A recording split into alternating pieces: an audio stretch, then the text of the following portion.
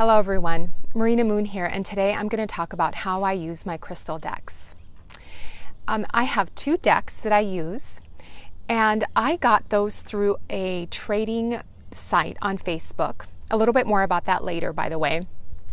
And I happened to get them right around the time that I was experimenting with a particular meditation and really struggling with the meditation. As it happens, I was able to use my crystal decks in this meditation in a way that I feel is really powerful and really helpful to me. I wanted to share this way that I use them so that you could experiment with my method or develop a similar method on your own. Develop your own unique method to this. Okay, so first of all, before I get into how I use my oracle decks, I wanted to share with you what my oracle decks are, because that's kind of fun. So I have two, as I mentioned, and the first one is a Lavish Earth Oracle deck. This is available on Etsy, and the other is called the Crystal Portraits deck, and that is also available on Etsy. And let me show you what they look like. These are actually drawings. They're beautiful drawings.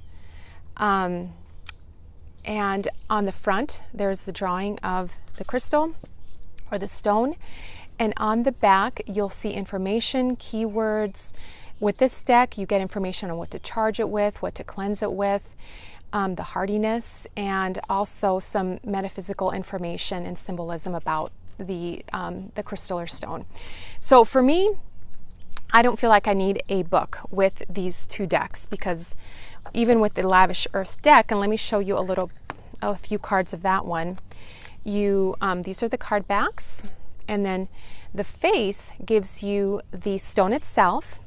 It gives you some meaning, metaphysical properties, some keywords, and what I really appreciate, wow, the sun is really coming out. What I really appreciate about this deck is that each crystal has this beautiful quote around the edge. And they're lovely quotes. Let me read you this one.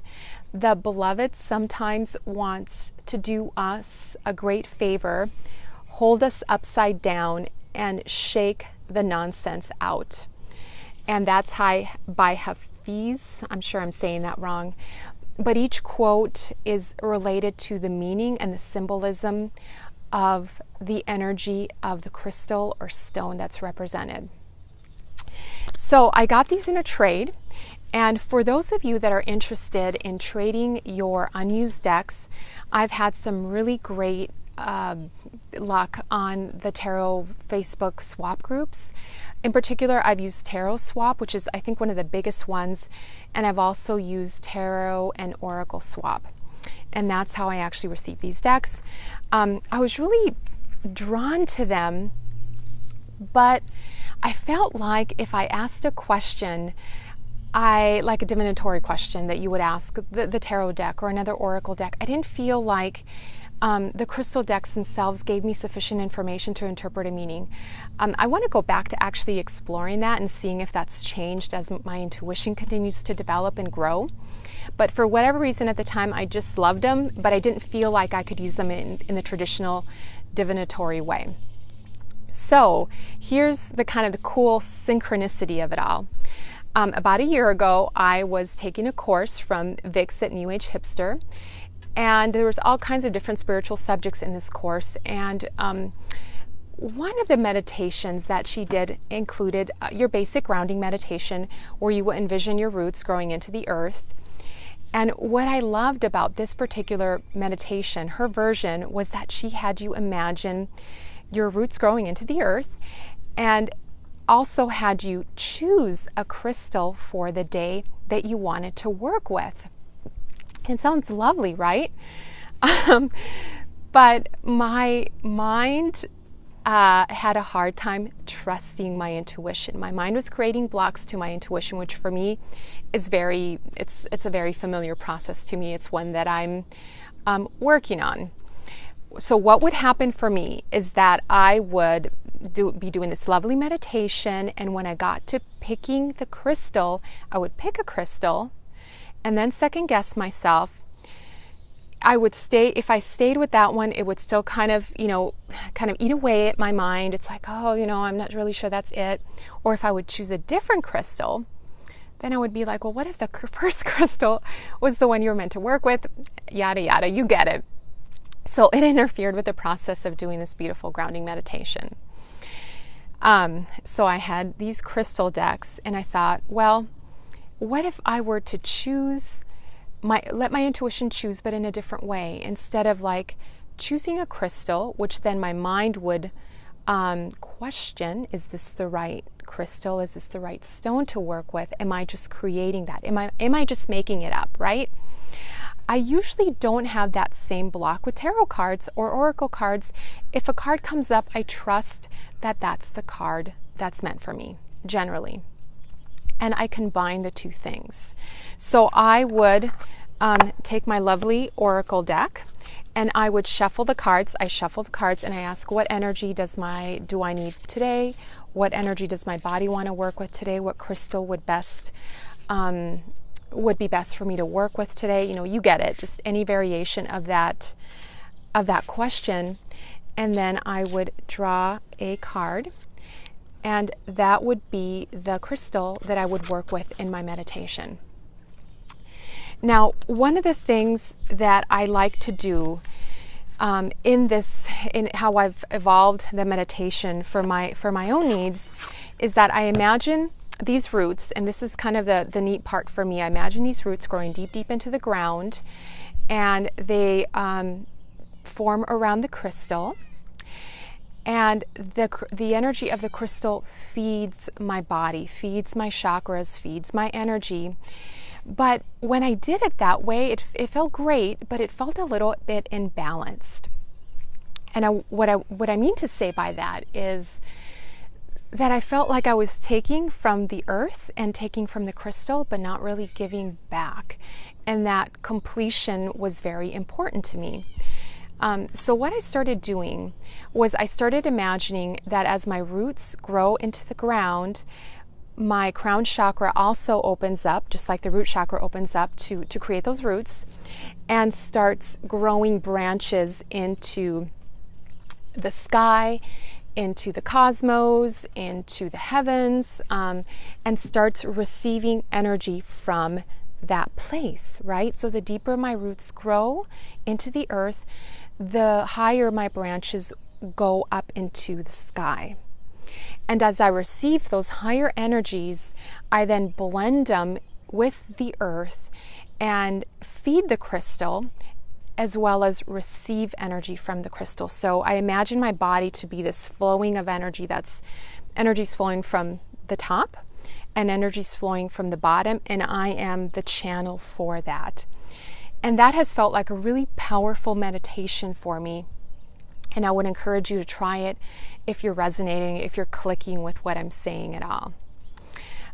The other neat thing that I found when I was using my crystal decks this way is that even though I was shuffling really well every day, the same crystal would come up sometimes like 3 to 4 days, which, if you're working with a large deck, I'm not exactly sure how many. 65. That's a lot of cards. So it's pretty amazing. And I don't think coincidental that the same card was coming up. It really confirmed to me that this was a process where I was wanting to connect to a specific energy, and the energy being symbolized by the crystal itself. So in the Lavish Earth deck, some of the crystals, some of the stones are very, I don't want to say common, but they're ones that we know. So we have pyrite. I think I had pulled out celestite. I don't know, I'm not ever sure if I'm saying this right, chrysocolla. Some of the ones that we're familiar with. Here's blue calcite. But there were other ones that are pretty unique to this deck.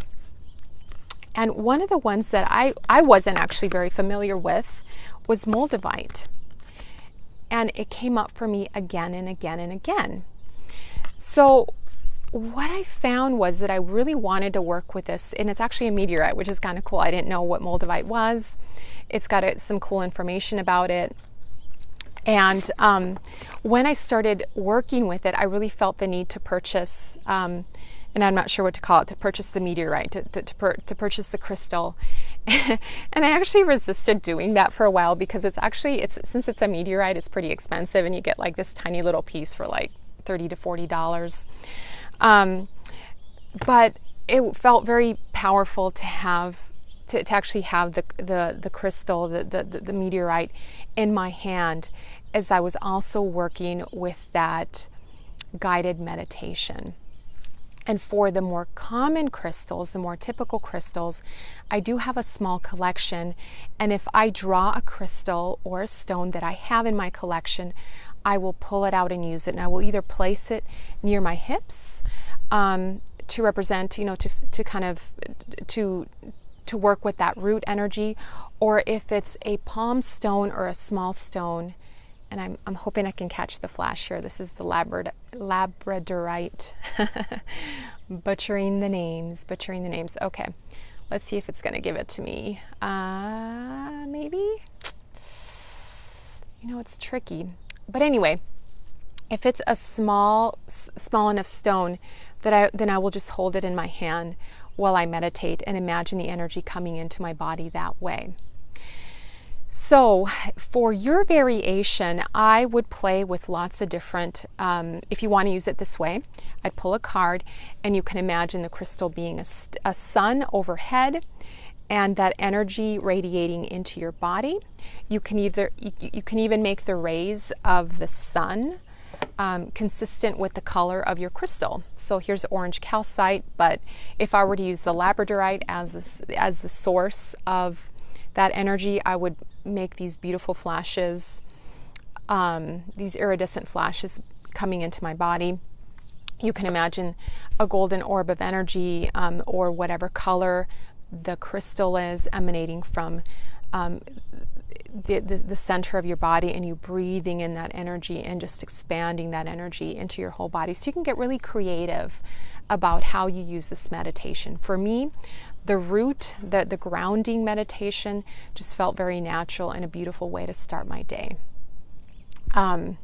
So that's the main way that I use my crystal decks. If you have a favorite way that you use your crystal decks, or if you have a favorite method of working with your crystal decks with divination, I would love to hear about it in the comments below. Thank you so much for watching, and you have a beautiful day. Take care.